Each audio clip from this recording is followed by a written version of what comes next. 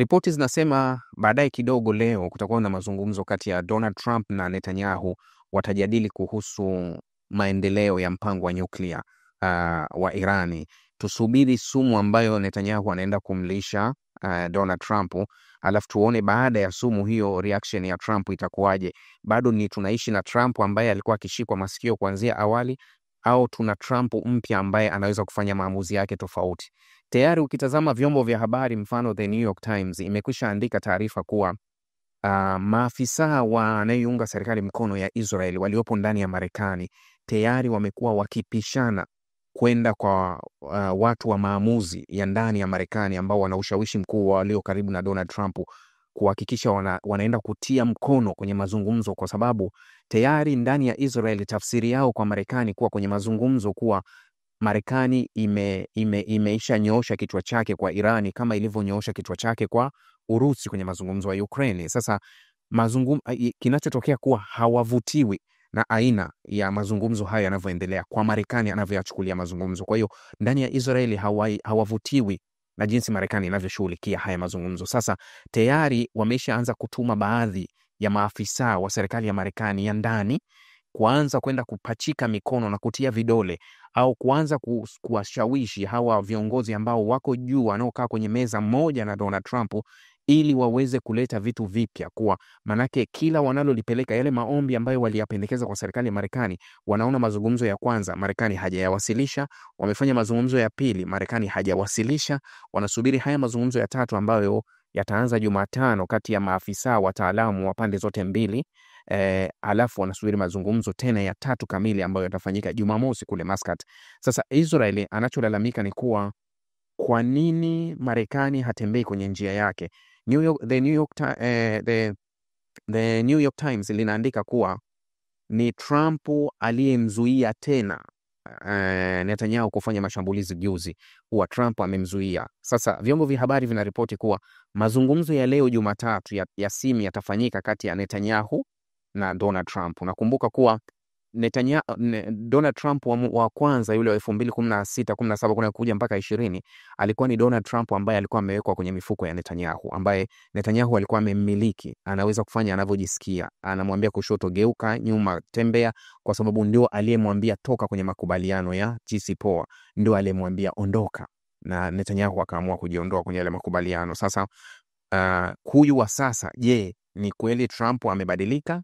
Ameota mapembe? Je, hasikilizi tena Netanyahu anachokisema? Kwa sababu tumeona kwenye yale mazungumzo walivyokwenda kule Oval, mpaka siku Trump anatangaza kuwa tutaanzisha mazungumzo na Irani, ilikuwa ni surprise kwa Netanyahu, kwa sababu ndani walivyokuwa wamezungumza before hawajaenda kwenye vyombo vya habari tayari walikuwa wameisha bishana. Netanyahu akamkatalia Donald Trump kuanzisha mazungumzo hivi sasa na Irani. Wakaona kuwa kwa nini uanzishe mazungumzo na Irani? Kwa sababu yatakuwa sio kipindi chake. Sisi nimekuja kwa ajili, tuko kwenye plani ya kuishambulia Irani, sio kuanzisha nayo mazungumzo. Lakini mbele ya wanahabari Trump akazungumza kinyume na alivyokuwa ametarajia Netanyahu. Kwa hiyo tayari ilikuwa ni ishara nyingine, na haikuwa ya kwanza, kwa sababu ya kwanza pia ilitokea wakati Netanyahu alivyokwenda Marekani kwa mara ya kwanza alikuwa na Donald Trump. Nakumbuka alisema kuwa Marekani inaanzisha mazungumzo moja kwa moja na Hamas, kitu ambacho alikuwa anakifahamu chini kwa chini, lakini alitaka yeye ashirikishwe yale mazungumzo. Lakini Trump akasema sisi tunaanzisha mazungumzo ya moja kwa moja na Hamas, akamteua Adam Bola kuwa nenda kasimamia mazungumzo ya moja kwa moja na Hamas. Kwa hiyo ni katika ukiukwaji mwingine ambao Netanyahu alikuwa hautaki, lakini Trump alimpeleka Netanyahu kwenye mazungumzo ya tarehe 19 Januari kwa kumlazimisha sign agreement, licha ya kuwa mbele aliamua kugeuka. Kwa hiyo una vitu ambavyo bado Netanyahu anavitaka kwa Trump na Trump hampi. Sasa tunasubiri kuona hilo, na vyombo vya habari vya Irani vimeripoti kuwa hili nilichokuambia kuwa kama vile ripotiwa na vyombo vya habari vya ndani vya Marekani kuwa maafisa wa Israeli wameshamwagika kwa wingi ndani ya Marekani kwanza kutia mikono hilo, na vyombo vya habari vya Irani vimeripoti, vyombo vya ndani vya Marekani vimeripoti hilo swala kuwa mikono mingi imeanza kuwekwa kwa ajili ya kutaka kubadili upepo unavyovuma. Sasa kauli aliyoitoa waziri Bezalel Smotrich kuhusu kusema kuwa masuala ya mateka sio kipaumbele chetu imezua hasira zaidi ndani ya Israel, na maandamano makubwa zaidi yamefanyika. Lakini nilishawahi kuambia kuwa kama mtu ambaye ni mzoefu sana wa maandamano, basi Netanyahu ni mzoefu sana, kwa sababu haya maandamano ya Israeli ambayo maandamano unatembea umebeba bendera unapepea, haijawahi kumstua kabisa kuwa wanaweza wakafanya lolote, kwa sababu nadhani kama kungekuwa na mashindano ya kutoa tuzo kuwa serikali ambayo imeshuhudia maandamano mengi zaidi, nadhani serikali ya Netanyahu ingepata tuzo, kwa sababu miezi 11 kabla ya mashambulizi ya Oktoba 7 ambayo hayo yalivyoanza, tayari ilikuwa na maandamano ya kila wiki. Kulikuwa kuna maandamano ya kila wiki kuna maandamano. Kwa hiyo haya maandamano Netanyahu wala hayamstui lolote. Sasa kuna maandamano makubwa sana ya watu wameingia mtaani wakimsema Bezalel kuwa mmeamua kujionyesha kwa rangi zenu halisi. Wajua Bezalel alichokisema kuwa tumeshapangua visiki vingi. Anasema tumeshapangua visiki vingi, halafu kuna watu wanakuja kutuzuilia kutimiza malengo yetu.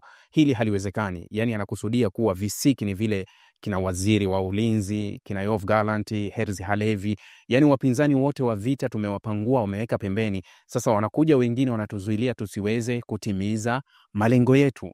Sasa kulikuwa kuna kesi ya Barel, unajua Ronen Bar. Ile kesi niwaambia tarehe 20 itanguruma, imetajwa tarehe 20 ilikuwa jana, wameendelea na kesi na leo wameendelea na kesi na uwasilishaji. Ndio hawa mimi nikiwaambia kuwa Wayahudi hawana uhusiano kabisa na jamii ya pili, kwa sababu wa jamii ya pili jana walikuwa na sherehe, walikuwa na sikukuu, walikuwa na sherehe na kila kitu, lakini hao Wayahudi walikuwa kazini, ilikuwa wala hawapo kabisa kwenye hicho kitu. Wenyewe ni watu wengine kabisa, hawashughuliki na hii kitu, wako dunia yao nyingine na dini yao nyingine, na wameendelea na hilo swala moja kwa moja. Sasa nimeona mitifuano na shutuma ambazo zimekuwa zikiwasilishwa, licha ya kuwa Ronen Bar alikwisha tangaza kusema kuwa ataamua atajiuzulu kwenye nafasi, na hizi ndani ya siku 2 atatangaza kuwa ni lini anaachia ngazi rasmi ya kuwa mkuu wa shirika la Shin Bet.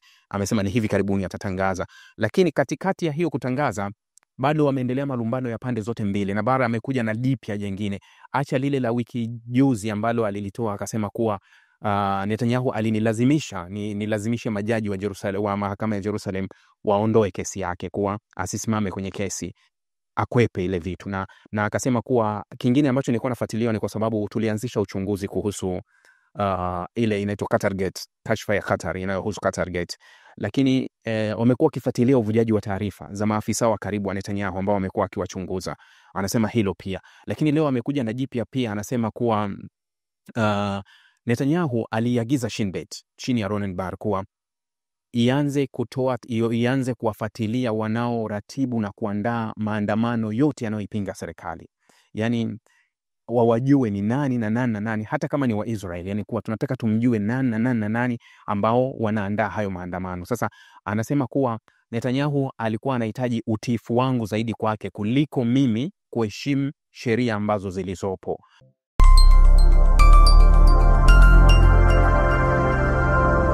Rahby Digital, haki na ukweli.